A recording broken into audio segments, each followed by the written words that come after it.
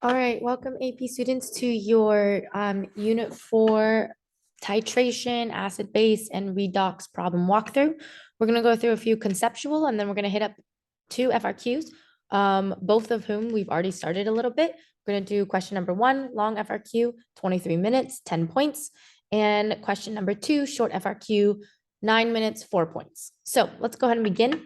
If you look at page 7 on the 2023 workbook. I believe I edited this because I found a repeat. So future classes, the pages might be shifted slightly up. But what we see here is we're going to be asked to indicate the chemical species being oxidized and reduced by first assigning oxidation states for each individual atom in the reaction. So I'm only going to go through one because that's all you really need. And then the rest of it is your responsibility. But remember, there's a table of rules in your notes. And the top like 3 to 4 rules are the most common, with a couple exceptions for H and O in particular compounds. But for the most part, what we see is we have an ionic compound, okay, potassium chlorite, or maybe, yeah, potassium chlorite, decomposing into potassium chloride and pure oxygen. And it's balanced because we see our stoichiometric molar ratios. And what we are being asked is, well, if we were to give each atom a charge, and it's for ionic compounds, the oxidation state is the same as a charge, just with a different format, right? Flipped sign, then number. But the idea is that if we were to give each atom a charge, what would it carry? Okay. So according to one of our rules, when we look at ionic compounds, all right, the oxidation state, which is always sign and then number, all right, this is oxidation state for convention of how to write it. It is the charge of the atom. So for K, we see for potassium chloride, K would be a +1. And then K over here at the end would, as a product, would also be a +1. Chlorine would carry a charge of 1-, and therefore have a oxidation state of -1. And then we also know that any pure element that's like a diatomic or a plain metal, all right, has an oxidation state of 0. Okay, and the reason I add +0 is also to help differentiate when I'm talking about oxygen versus when I'm talking about a type of charge or an assigned number. Okay, so that's pretty easy. Now, what we need to consider though is ClO3, the individual atoms in the polyatomic chlorite. So we know that the oxidation state number should, for polyatomics, add up to the overall charge that polyatomic carries. So we know that chlorite carries a -1. So that means that the individual oxidation state of each atom, all right, must add up to an overall oxidation state of -1. Well, the oxidation state for oxygen is pretty consistent unless it's in hydrogen peroxide. And we would say that oxygen is always a -2 oxidation state. And since there are 3 oxygens, it's like we're carrying an overall oxidation number for those 3 oxygens in the polyatomic of -6. And we know, therefore, as a result, that whatever the oxidation state number of chlorine is must add up to be -1 when added to the -6. So then we know that chlorine is carrying an oxidation state of +5. All right. And so the oxidation states that we're looking at are +1, +5, and -2 for the individual atoms, +1, -1, and 0. And we need to address, okay, what has been oxidized? Leo the lion says gur. Okay, Leo means lose electrons, right? Oxidized. And what has been reduced? Gur, gained electrons. Okay, so we look from reactant to product. Potassium stays the same. We look at chlorine. It goes from +5 to -1. Okay, so chlorine goes from +5 to -1, which means it has been reduced. Chlorine goes from +5 to -1, showing a reduction. And then oxidation-wise, oxygen goes from -2 to +0, so it has been oxidized. It has lost electrons. It has lost negativity, going from -2 to 0. Okay? So that's your kind of walkthrough. And let's move on to a question about acid-base titration. So how many milliliters, and we're on page 9, how many milliliters of 0.5 molar HCl strong acid would be added to 30 milliliters of 1 molar KOH strong base to make a neutral or neutralized solution? So now when we're talking about acid base, another type of special reaction, we need to remember that one, this is a form of double displacement. Ions are being transferred. That H plus available that's attached to that HCl is going to be donated, okay, to that OH minus anion in the KOH.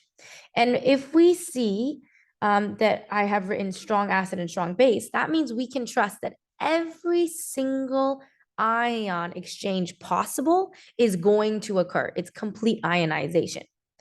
And again, let me remind you that let the problems teach you. Okay, HCl and KOH are a common strong acid and base. Okay, so what we need to make sure though is before we even answer this question, do we understand the end goal? Neutralization. Well, neutralization is when stoichiometrically the moles of H plus are equivalent stoichiometrically to the moles of OH minus or the base. So what we have here is we should write out the full chemical equation. So we know what is our stoichiometric relationship between this acid and base. So we say that for every HCl aqueous that reacts with KOH aqueous, because most acid-base reactions, being a category of double displacement reactions, are performed in aqueous solution. Okay. Produces, when reacted, it produces double displacement. Let's switch it. KCl aqueous, or KCl aqueous, and H2O liquid. We would never write aqueous water. It's just liquid water. Okay, and so what we get is the standard results for a strong acid, strong base reaction. We get a form of a salt ionic compound and water. Indicating for a strong acid, strong base neutralization. We have a single arrow because it goes to completion. Okay, and we look and say, well, are we balanced? We made good compounds, and now what we have to say is, are we balanced? Well, for every 1K, okay, I need 1 Cl, so I'm balanced in making a good compound because the charges cancel. And then looking at what I started with 1K and 1 Cl. That's nice. H2O is a covalent compound, right? Although I will say sometimes writing H2O as H-OH is helpful in this unit, so you can recognize the acidic and basic characteristic of water. And what we see is, well, I have 1 H in the beginning and 1 OH at the beginning, and I end with 1 H and 1 OH at the end. So this is completely balanced. So now that we have that, now what we need to consider is, okay, given this amount of base I'm trying to neutralize with acid, how many milliliters of acid would I need? So I have to first say to myself, well, how many moles of base do I have to neutralize in the first place? So in moles of base wise, I have 1 molar, which is moles per liter of KOH. And I have 30 milliliters of it, okay? And 30 milliliters is like saying 0.03 liters.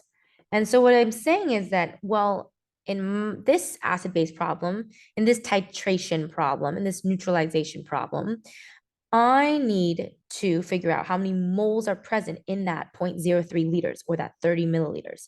And so what I get is in that 30 milliliters, I would get a mole value of 0.030 moles of KOH that have to be neutralized. And I know that for every, okay, 1 KOH in the reaction, I am stoichiometrically, okay, going to require 1 HCl. So that means that mole-wise, I'm going to need an amount of 0.5 molar HCl that contains 0.03 moles of HCl. So once I get there, I say to myself, okay, well, how much 0.5 molar HCl would I need to have 0.03 moles of HCl in solution? Oops, I don't know what just happened there. So I'm just going to create a quick little arrow up. I'm going to say, well, I'm just going to quickly space out my little equation right here that is taking up an ample amount of space.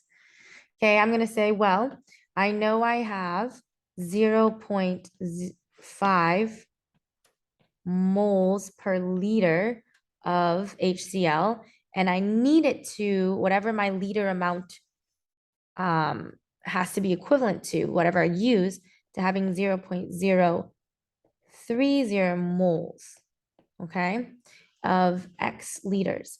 So I do a little bit of cross multiplication, okay, and I would find that for every 0.5 moles to be equivalent with an amount of 0.03 moles of HCl, I would need a liter amount, because technically, right, the 0.5 moles is over 1 liter. I would need a liter amount, a diluted liter amount of 0. And I'm actually just going to write this in a different font. Here we go. 0.06 liters is what I would find would be my equivalent volume, or not my equivalent, but my necessary volume value to keep the equivalent molarity, just with a different mole amount present. So I would dilute it. And I would say then that if that is 0.06 liters, I would need, okay, 60 milliliters of HCl to dilute, okay? So, or to neutralize, sorry, my strong base, and it would be a dilution of the 0.5 molar HCl standard solution. All right, so that's how we would solve that problem.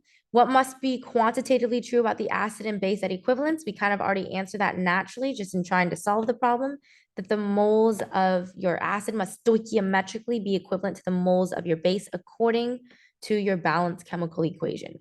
And I should probably put that according to your balanced chemical equation.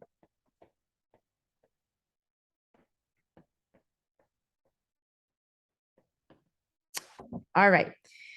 So that's the next one, next conceptual. Let's move on. I think we're going straight into the AP now. So AP question number 1, we've started the second half of it, but now we're going to finish it. So this is 23 minutes allotted on the AP exam. It's worth 10 points. And what we have here is answer the following questions related to HF and the titration of HF. So in the following box, draw the complete Lewis electron dot diagram of F molecule. So this is a little unique because what you see here is that HF is considered an ionic bond technically, but what we're going to see is that it's going to ask you to highlight where the lone pairs are, who's carrying the majority of the electrons. So we know that H is bonded to F. Now, normally the single bond would represent a covalent shared nature. We are going to talk about this further in future lessons, but technically HF, though being ionic, is considered a weak acid, giving it this kind of interesting place where we can also look at it kind of like what we would expect a covalent compound between two nonmetals that's just highly, highly polar and that we tend to just categorize as ionic. Okay, so all that being said, that's why it's not within complete insanity that they're asking you to draw a Lewis dot diagram for this usually considered ionic molecule or ionic compound. So what we see is H is bonded singly to F, and we would say that out of the total valence electrons available to me, I have 7 plus 1, giving me a total of 8. I've just used 2, and so I have 6 left, and hydrogen has its duet, so I'm going to say that I'm going to give the rest of the 6 to the fluorine that wants it. And you would see the 3 lone pairs. Everyone would be satisfied according to usual Lewis dot diagrams or Lewis structures. And we know this technically to be true because we know that H is going to take on a positive charge and F is going to take on a negative charge, which means F would gain an electron and H would lose an electron. So it all kind of lines up. And that would be the end of that part. And what we're being asked is, okay, if we look at this reaction between HF and an OH strong base containing, this is a net reaction, by the way, because they're only focusing on the molecules and ions necessary for reaction completion. If we were to look at this reaction, B identified both the Bronsted-Lowry conjugate acid-base pairs in the neutralization reaction above. For each pair, label the acid and the base.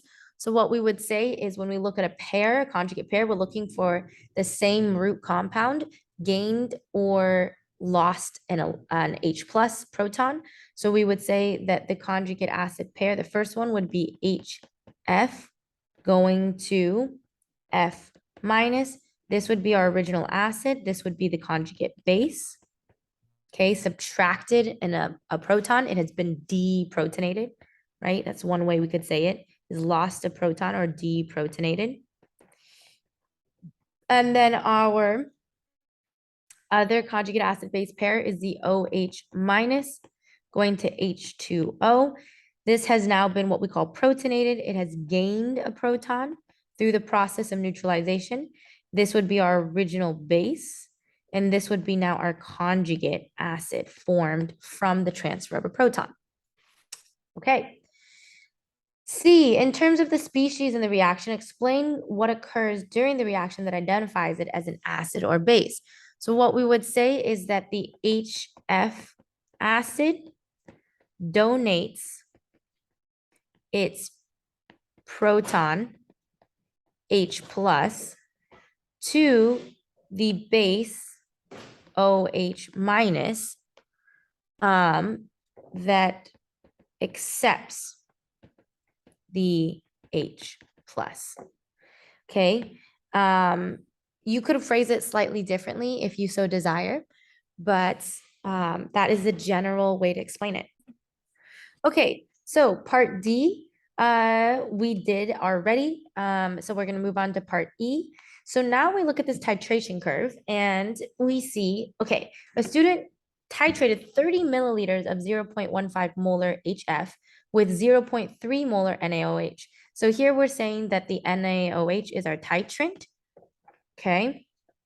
And here we're saying HF is our analyte, the thing that we are trying to neutralize. And the results are plotted on the following graph. How many moles, all right, of HF are in the 30 milliliters of 0.15 molar HF? Okay, so this is a great example of the AP literally walking you through exactly what they want you to do. Like you're not even really having to think that much. They're going to baby step it for you. So here we see, well, I know that 0.15 molar is like saying 0.15 moles in 1 liter. And I have 30 milliliters. Okay, so I kind of naturally create this conversion. 30 milliliters, which by the way, 30 milliliters is 0.03 liters. And what I get is my liters cancel out and I get a value of 0.0045 moles of HF are present in that amount of sample of 0.15 molarity HF, okay? And then what we're asked to do is draw an X on the horizontal axis of the graph to show the amount of NaOH that has been added when the equivalence point was reached. So when we look at a titration curve, we identify equivalence as the point in which we see the flattest, most vertical part of the curve. So we see right here, this kind of occurs right here. Okay. And so what we would do is we would take our extrapolation method of drawing a dotted line down to see what volume of NaOH was added to that would be coupled or be the paired coordinate on amount with the equivalence being reached around a pH of 8. And if you're like, wait a second, why isn't it a pH of 7? Well, this is technically a weak acid, so we're not going to get into details now, but you'll see a shift in where neutralization usually occurs. And anyway, that all being said, you draw your dotted line, you extrapolate the amount, and you should get a value. Oh, actually, oh, no. There we go. We're good. You should get a value of about 15 to 16 milliliters. Okay. So here it would be about 15 to 16 milliliters. The AP will accept, okay. And oops, I'm not to the correct sig figs. We can be more exact. The AP will accept within a range. This is so close that I might just go with 15 milliliters. Okay.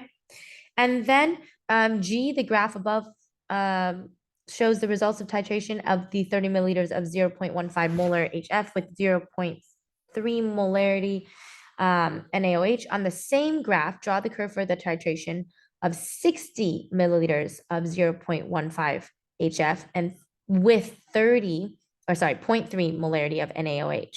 So here we're being asked, okay, what would the curve look like now, given that we have twice as much twice as much HF to neutralize? So what we would see is essentially nothing about the shape of the curve changes, okay? Because we're still working with the same acid base.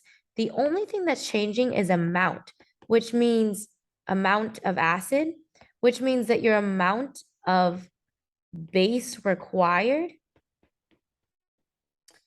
is also going to change, and it's going to double because we have double the amount of acid to neutralize, indicated by the doubling of the volume of the acid HF. So essentially, though, the curve shape and neutralization point or neutralization pH value will remain constant. So when we draw this, then what we should see is that the curve will simply be start around the same point, but instead find neutralization around 30 milliliters. And that is really, really rough image. And I apologize for my lack of drawing skills. All right, so you'll see a kind of elongated portion in the beginning. And most importantly, the neutralization occurs around the same point, but at approximately double the volume. But the actual shape of the curve remains quite consistent. Okay, so let's move on to question 2. This is a short FRQ. It is worth 4 points, and you're given about 9 minutes according to the AP. So what we have here is we are asked, and we're given a reaction. We're asked in part A, identify the species that was reduced in the titration reaction. Justify in terms of oxidation. So what you're going to want to do is you're going to want to assign oxidation values to each one. So each atom present, and there's a lot of atoms present, but what you'll notice is this is the net ionic equation. So you're given some really easy cop-outs with the charges of the individual elements being equivalent to the oxidation state. So we'd say in the beginning, okay, H as a reactant has an oxidation state of +1 because it has a charge of +1. We would say that MnO4,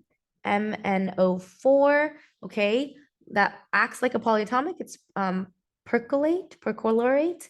And what we see is we know that the sum of MnO4 must be add up to -1, because it has a charge of 1 minus overall. We know that every oxygen is a -2, and we have 4 oxygens. So whatever the oxidation number of manganese is, it must, when added to -8, have a -1 left over. So we know that manganese is going to have a +7. Okay. And then for H2C2O4, we know that each oxygen is going to carry a -2, and there's 4 of them. Okay, so we have a value of -8. We also know that every H carries a value of +1, and there's 2 of them. So whatever the value an oxidation state of carbon is, it must cancel out with, okay, or add sum up to with the +2 and the -8 to be 0 for the overall uncharged molecular molecule. And so we get then that carbon, it's a little small, carbon must have an oxidation, okay, value of -8 plus 2 is 6. So it must have an oxidation state value of +6, so that when added up together, +6 plus 2 minus 8 is equal to 0, giving me a neutral oxidation sum for the carbohydrate. And then we look at what about the end? So we say, what about the products? We would say that carbon and oxygen, carbon carries a -2 always, unless it's in peroxide. So giving me a value of -4 oxidation number that the carbon must cancel out to be a neutral. So that means carbon in the carbon dioxide is +4.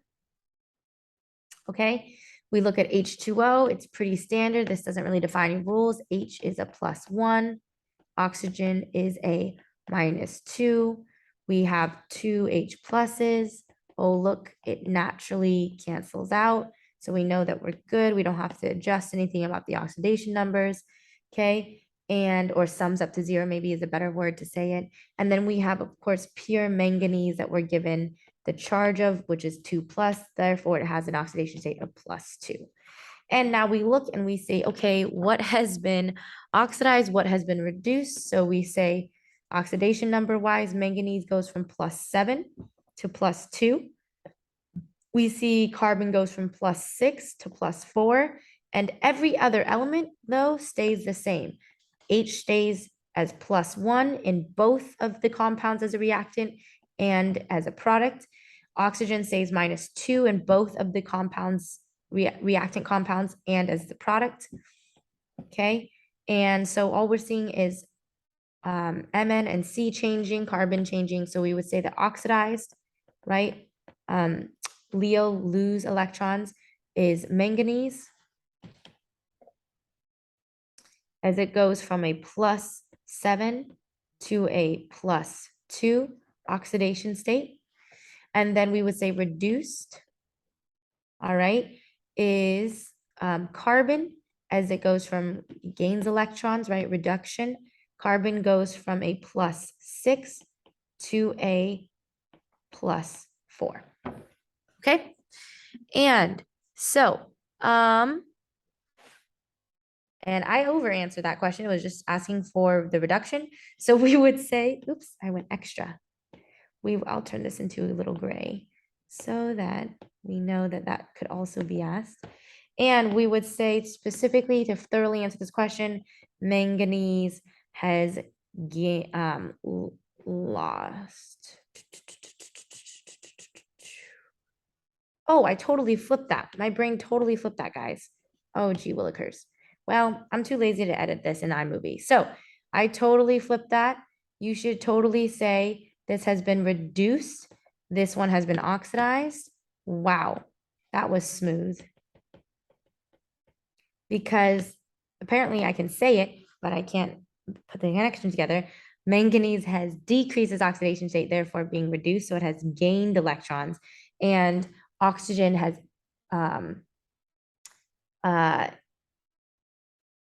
do.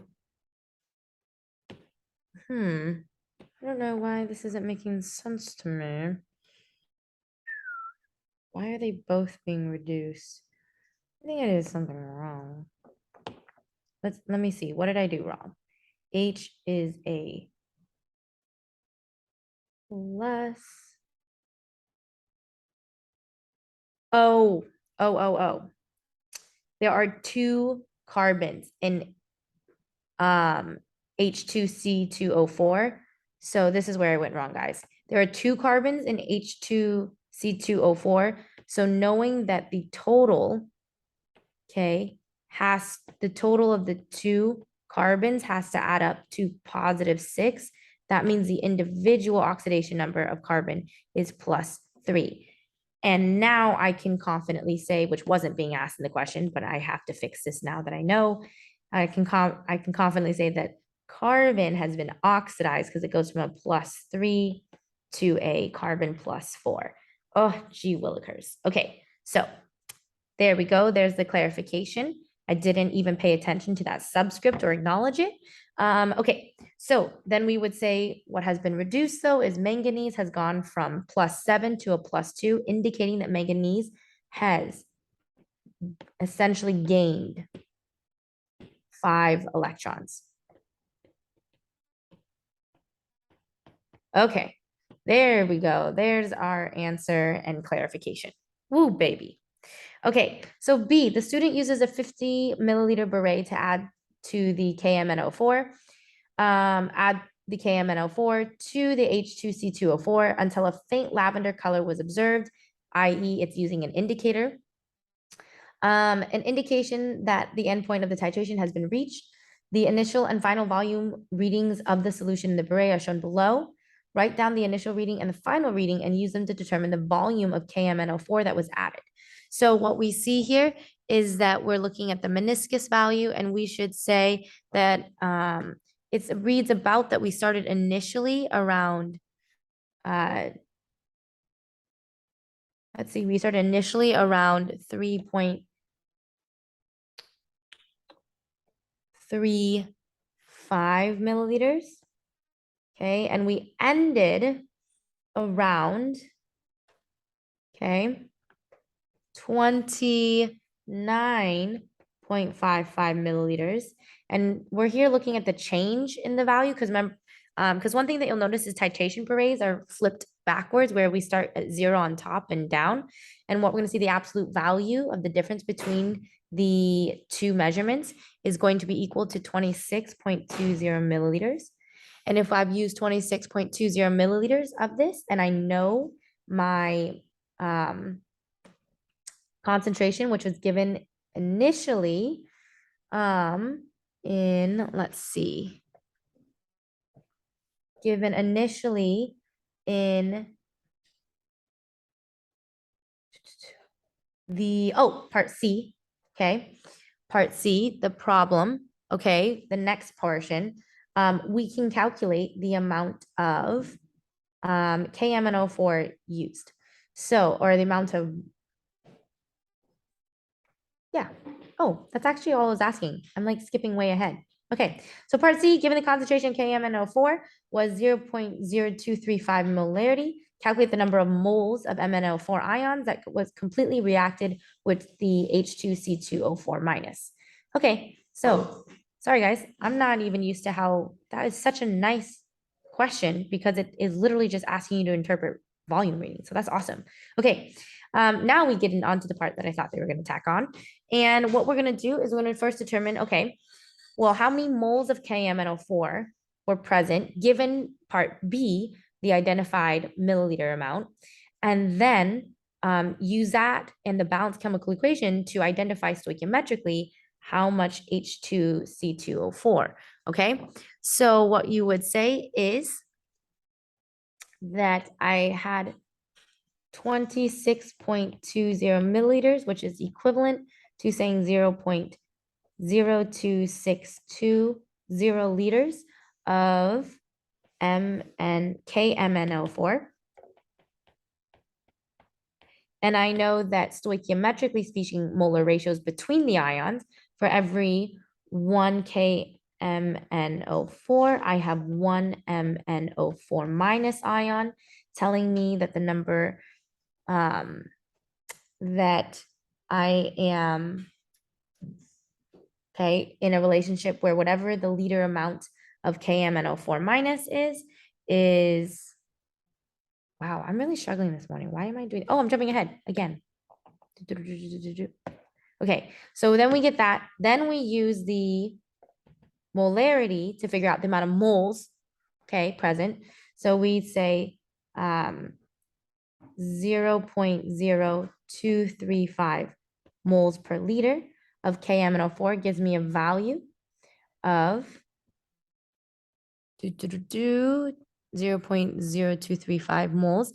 And that gives me a value of 0.000616 moles of KMnO4 minus.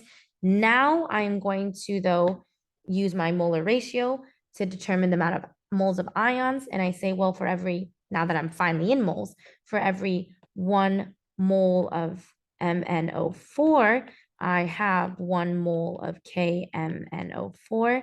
And so I get that my amount of ions is 0.000616 moles of ion permanganate, MnO4 minus. Okay, and so that is the answer to that question. D, the student proposes to perform another titration using a 0.139 gram sample of H2C2O4, but this time using 0.00143 molarity. Would this titrant concentration be reasonable choice if the student followed the same procedure and used the same equipment as before? Okay, so something that you're going to want to realize is that you need to figure out, given,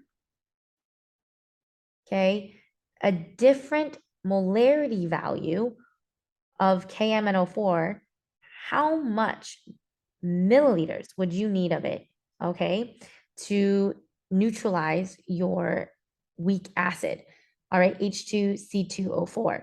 So you know that you're going to need from that 0.00143 molar amount, you know you're going to need to be able to have 0.000616 moles, okay? So the question is, how many liters would that be equivalent to? And what we would say is that when you do that math, and I'm going to quickly do that math now. All right, so when we do the math, we would get that we would need an X value of liters of 0.431, okay, liters, which is equivalent to saying 431 milliliters. Okay, and if we are using the exact same equipment as before, what you should notice about your equipment image is that it only goes up to the 50 milliliter mark, all right, which means that the answer would be no. This titration would not work because the required amount of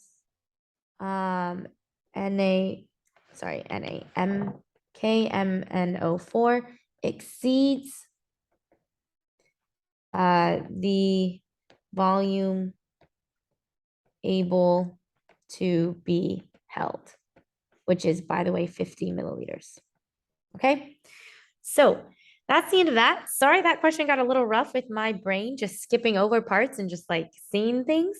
But hopefully that gives you a decent walkthrough, and you guys are all preparing for tomorrow's quiz. And yeah, best of luck. And don't forget, you guys should be staying on top of completing AP problem workbooks for each respective unit. I won't be checking Unit 4 workbook until the Unit 4-5 combo test, but to get the curve corrections, you must complete both AP problem sets in Unit 4 workbook and the upcoming Unit 5 workbook. So best of luck and good job.